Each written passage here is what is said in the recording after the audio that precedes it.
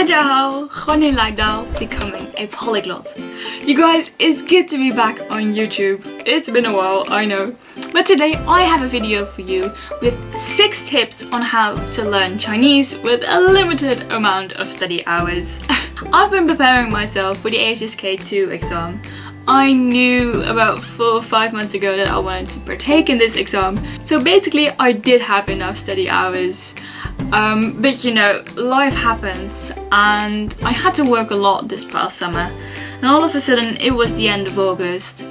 And I had to get back to university, I had to get back to teaching, and sadly there weren't enough hours in the day for me to study. Today is September 9th and September 11th is my HSK2 exam. Even though I did have less study hours, I do feel quite prepared for this exam, and I can tell that my Chinese has definitely leveled up in the past few weeks. So therefore I want to share my 6 tips with you. The first tip is immersion, and I get a lot of questions about this on Instagram and on YouTube. What is then immersion? How do you do that? Tell us. Well, basically it's pretty easy. It's just surround yourself with the language, culture, country, whatever, whilst doing your daily job. Going to work, sporting, studying. So what does that look like then? Well, for instance, with Chinese, I listen to a lot of Chinese music. A great band, for instance, is Wavy. It's a Chinese band who translates their best hits into English. So if you're a fan of learning a language through music, I would definitely consider this band. But also with Netflix, there are a lot of shows being uploaded to Netflix in a foreign language. I know that Spanish and Korean are at the top, but I see a lot more Chinese shows than I had in the past. If you're learning for HSK 1, 2 or 3, I would highly recommend shows such as Put Your Head on My Shoulders, Meet Your Garden and The Love So Beautiful, as this all regard the same kind of vocab, furniture, school, college, university, working, stuff like that.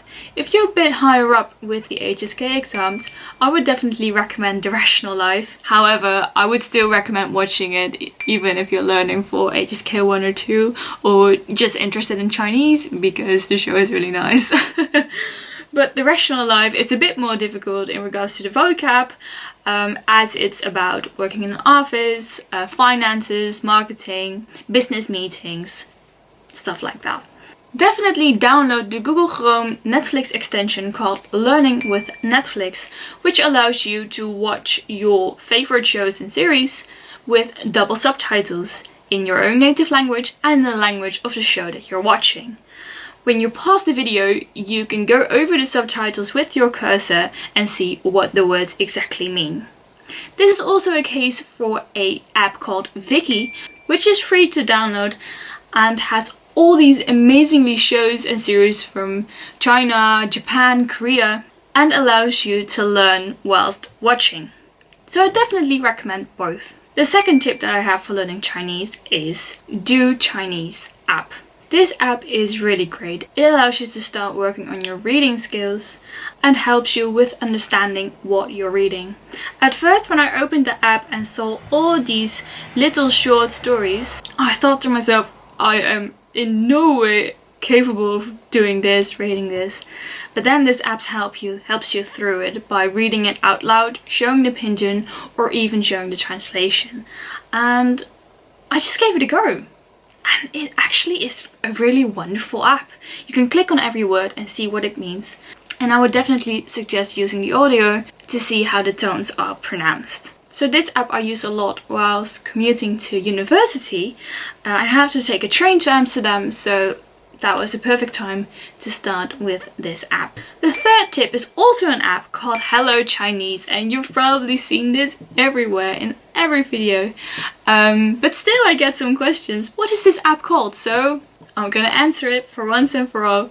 HelloChinese. If I'm not mistaken, HelloChinese allows you to learn Chinese vocab up until HSK 4.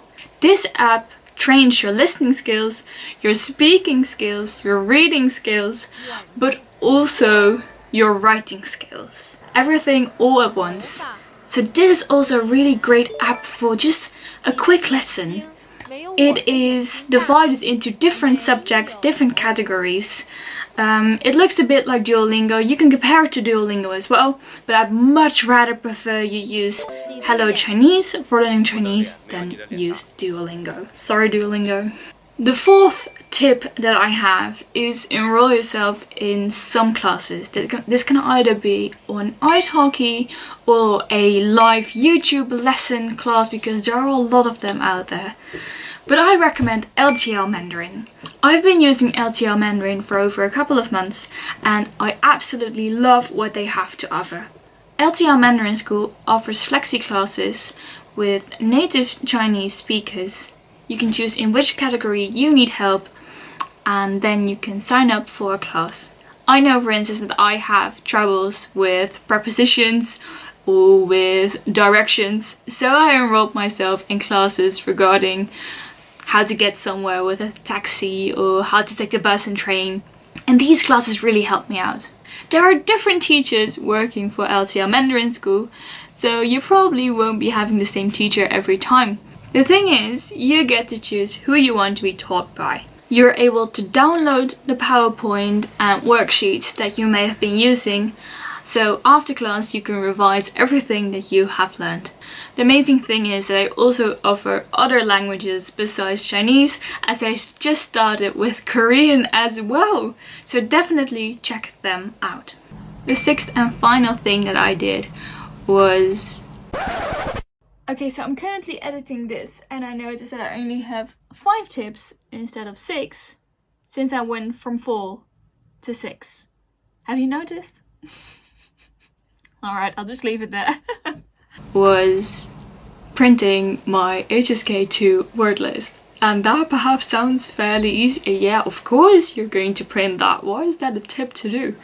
Well, like I said, with not that much study hours, I took that list with me everywhere.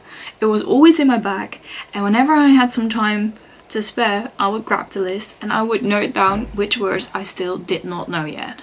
And I put those words into Quizlet, so whenever I'm on a bus or somewhere else waiting for a train, I could just go quickly to Quizlet and go over my vocab. And that's how I kept up with all the new vocab that I had to learn for this HSK2 exam. I hope this video helps you out. Let me know if you have any questions, pop them down in the comments and I'd love to read how your Chinese journey is going. And yeah, I hope I get to pass the HSK2 exam the day after tomorrow. I will let you know on Instagram, so follow me there. It's called Becoming a Polyglot. And yeah, thank you so much for watching. I hope to see you soon. Don't forget to subscribe. Bye bye, have a nice day.